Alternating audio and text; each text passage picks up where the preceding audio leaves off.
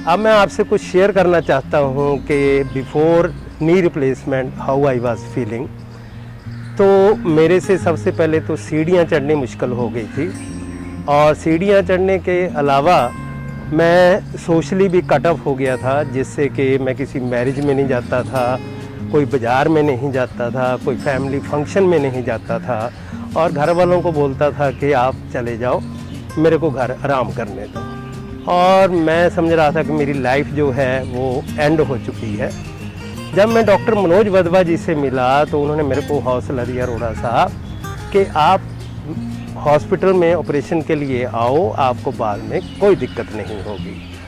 तो आखिर 1 अगस्त 2013 में मेरा ऑपरेशन हुआ, और इससे पहले मैं घुटनों की एक्सरसाइज भी करता रहा इतने दिन, और बर्फ़ के पैक भी घिसाता था घुटनों पे, और इसके अलावा मैंने इंजेक्शन भी लगवाए घुटनों में भी ऑपरेशन ना कराना पड़े।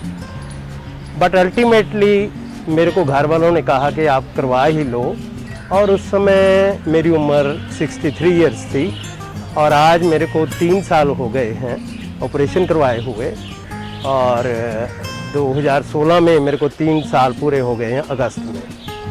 अब क्या है कि ऑपरेशन के बाद मेरी लाइफ जो है वो बिल्कुल बदल चुकी है, और एक जीने की तमन्ना जो है वो डॉक्टर साहब ने पैदा कर दी है। डॉक्टर साहब ने जो तमन्ना पैदा की, उसके बाद जो मेरी एक्टिविटीज़ या मेरे बचपन के शौक़ थे वो मैंने पूरे करने शुरू किए, और मेरे को कम से कम नहीं तो 150 सीढ़ी उतरनी और चढ़नी पड़ती थी। बहुत तकलीफ़ होती थी। आज की डेट में वो सारी तकलीफ़ दूर हो गई है। मैंने यहाँ 7 दिन गुजारे हैं हॉस्पिटल में, मैक्स सुपर स्पेशलिटी हॉस्पिटल में।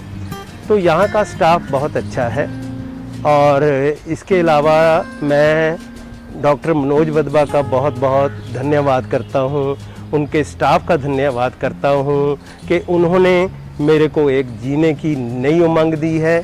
आई am always thankful to doctor Manoj Wadhwa and its staff.